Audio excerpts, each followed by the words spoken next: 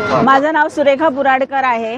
आम्ही D3 302 मध्ये राहतो, पण काही फायदा नाही आम्हाला। पाणी नाही आहे म्हणजे नाहीच आहे पाणी।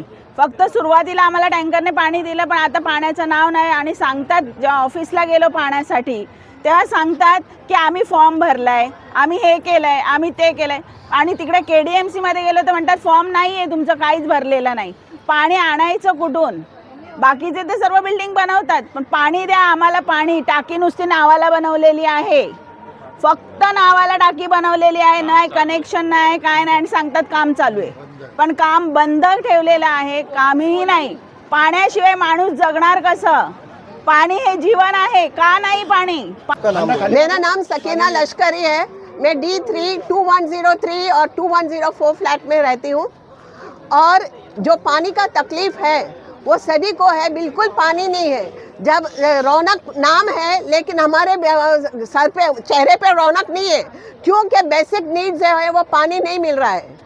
पानी एटलीस्ट जो 4-5 घंटा तो आना चाहिए। KDMC का पानी बिल्कुल नहीं आ रहा है। अगर पानी नहीं मिलेगा तो हम लोग कैसे खाना पकाएंगे और रहेंगे? 20 और 24 घंटे का वादा किया था। जब फ्लैट लेते हैं, बुक करते हैं तो बोले 24 घंटे पानी आएगा, लेकिन यहाँ तो 2 घंटे भी पानी नहीं आता है, 10 मिनट भी नहीं और 10 मिनट से ही बंद हो जाता है।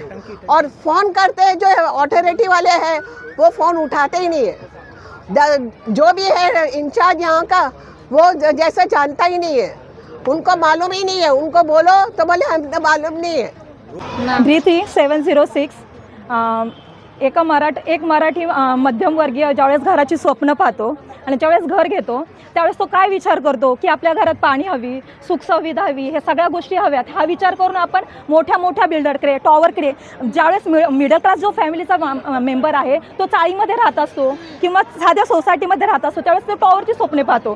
त्यावेळेस हे लोक काय करतात, कमी बजेटमध्ये घरं बनवतात आणि आपले सगळे मराठी लोक त्यांच्याकडे अट्रॅक्ट होतात। आणि आपण त्यावेळेस इकडे फ्लॅट बुक करायला येतो। ज्यावेळेस आपल्याला फ्लॅट बुक करायला येतो त्यावेळेस आपल्याला हे वेगवेगळे ॲमेनिटीजची लालच दाखवतात, आमिष दाखवतात की आम्ही क्लब हाऊस देऊ, आम्ही स्विमिंग पूल देऊ, आम्ही हे करू, आम्ही ते करू। पण आपण ज्यावेळेस राहायला येतो त्यावेळेस ते काहीच दिलेलं नसतं। वेगवेगळे अमानुष आपल्याला दाखवून काहीही दिलेलं नसतं।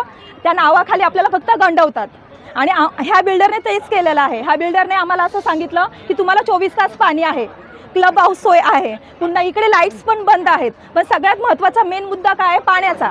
तर without KDMC connection, water connection तुम्हाला OC कोणी दिला?